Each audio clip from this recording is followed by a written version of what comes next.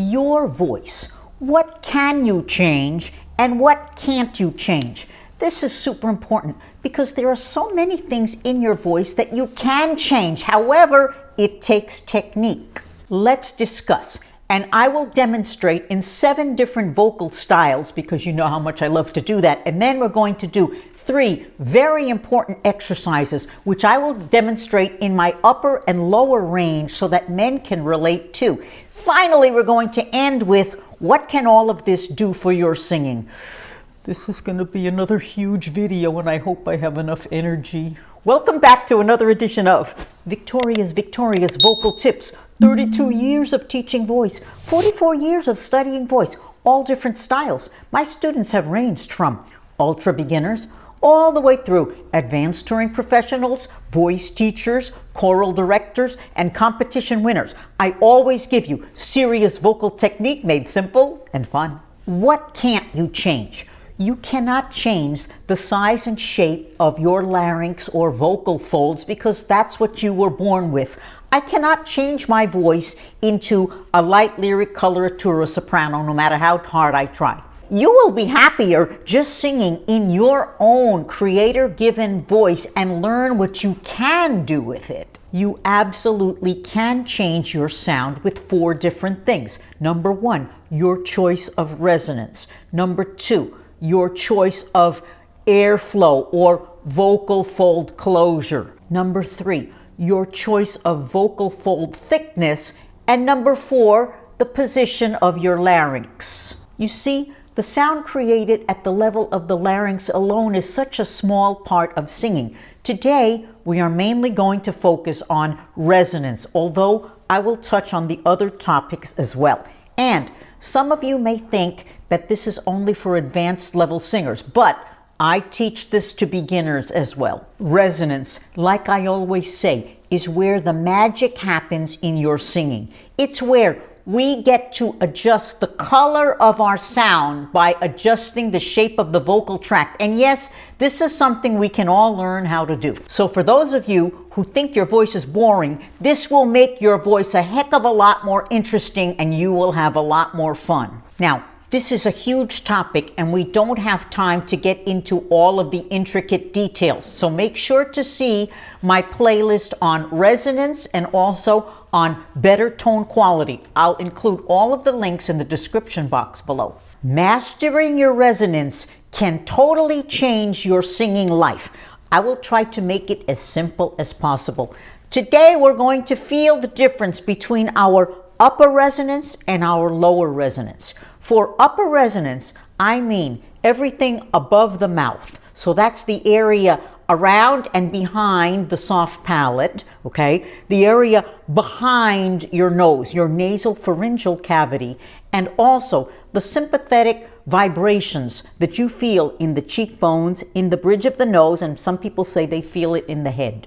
So I want you to inhale like you're getting ready to sneeze and take your 2 fingers, place them on the cheekbones and on the bridge of the nose, and we're just going to hum, or low voices, You feel that buzz and this feeling of sparkle or bloom above the mouth? Welcome to your upper resonance. This is like turning up the treble knob on your voice. Some people call this singing forward, but that's a term I choose not to use because it can so easily be overdone and then the voice sounds too thin and whiny. Now for lower resonance, I mean the mouth and below. So the mouth, that's your oral cavity. Then there's the area behind the mouth. That's your oropharynx. Then there's the area around your larynx and behind.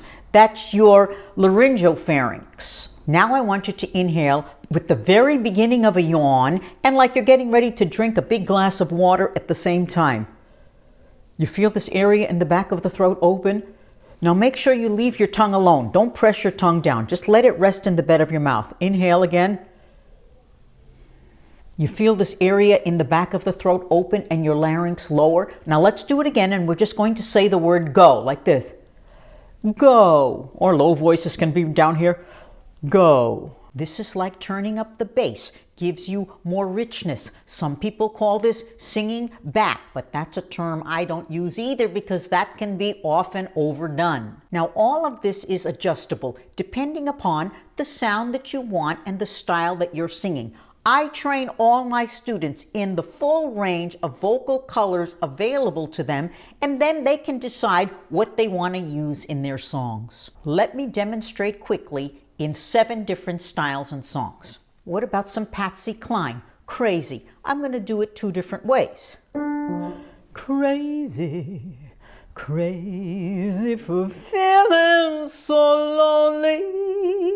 So there was a lower larynx, a little bit more airflow. Maybe that's the beginning of the song. So what if at the end of the song I want to increase the urgency? I'm going to turn up the treble and add more twang like this.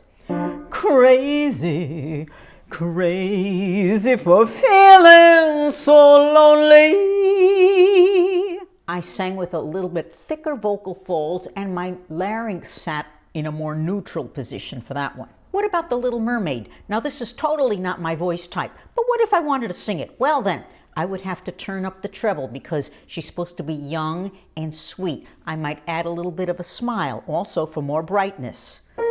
Out of the sea, wish I could be part of that world. I turned up the treble for more brightness. Now I'm going to sing in the bottom part of my range. I have 2 students working on Moon River, and they both want to sing it very romantically and croony. However, they both sounded angry. They sang it like this. Moon River, wider than a mile. I said, no, that doesn't sound right. Doesn't this sound better? Moon River, wider than a mile. Now, in all of these styles, I choose how much lower resonance and how much upper resonance I want. How about some Amy Winehouse? Back to Black. Well, I want a darker sound, a little thicker sound, thicker vocal folds. Larynx is going to sit lower, but I want enough snarl on the top. So, I go back to black. Okay, switching over to classical. What about a bright art song? She's supposed to be young. Nel cor più non mi sento. And finally, what about a full mezzo-soprano aria? Samson and Delilah, the seduction aria. I better not sound like a little girl in that one. Oh,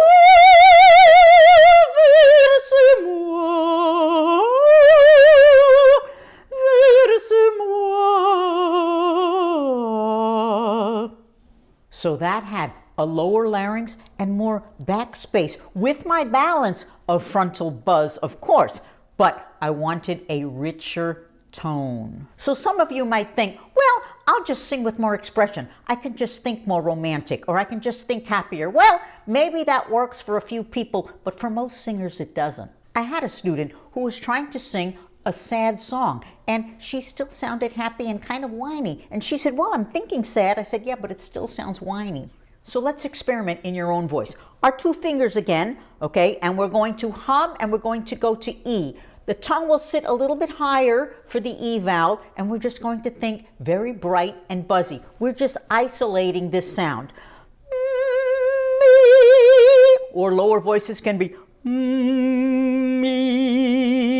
Don't worry if it's too bright. We're just isolating the sound. We're going to balance this all out in a minute. So now, let's experiment with our lower resonance. So we're going to speak again the word go. So higher voices might be go. Lower voices, go.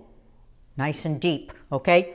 Go. Now, staying on the same pitch as the last exercise, I'm going to sing go with more lower resonance. So listen. Go, go. Here we go. Go, go. My larynx was a little lower, my tongue sat slightly lower, and I just thought deeper. We better do it one more time. Go, go. Now, let's put the 2 together. Let's get a balance of dark and light, what the old Italian school of singing called chiaro scuro. We're going to go from bright to dark, and we're going to change the vowel to UH, which is a neutral vowel. So we're going to go from more brightness to more darkness to right in the middle.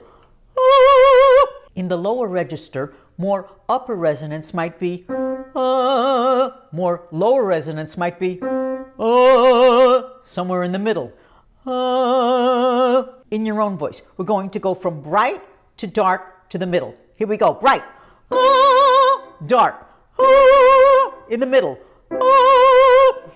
Low voices, bright, dark, in the middle.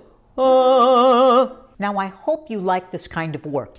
In my audio exercise training program, Victoria's Vocal Exercise Program, I have 2 sections, one on vocal resonance and another section on style. If you still haven't ordered it, I'd do so right away because it's super affordable, tons of technique that will last you for many, many years, and it's for different voice types. Plus, I do group classes with members. So see the link in the description box below.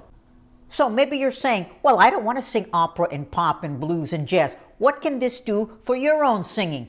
Well, number one, it'll give you a lot more vocal choices. So if you think that your voice is boring or you're stuck with one sound, learn the principles that we've just discussed. Number two, you can sing with more moods and more expression. If you're happy, you want to sound happy. If you're singing a love song, you don't want to sound angry. You'll have more choices and control with your expression. Number three, you can sing more styles. I'm not saying you have to go from opera to blues, but within pop, within R&B, within soul, there are so many different sub-styles. You'll be able to do it. Number four, you will be more artistic instead of just having a nice voice. I don't mean to demean having a nice voice, but a lot of singers have nice voices and are not very artistic because they don't know what to do with their voices. I train my students to be artists. And lastly, and certainly not least, you will have more fun. Singing in an array of vocal choices and moods and colors is a lot more fun. The world is your oyster. It is now time for Victoria's Wisdom. Learn what you cannot change and what you can change with your voice. Learn to be an artist. I hope you have enjoyed another edition of Victoria's Vocal Tips. Don't forget to subscribe. Tell your friends. Leave me some comments. Leave me some thumbs up. Don't forget to follow me on social media and continue loving the discovery of the many things that you can do with your voice. And I look forward to seeing everyone again very soon.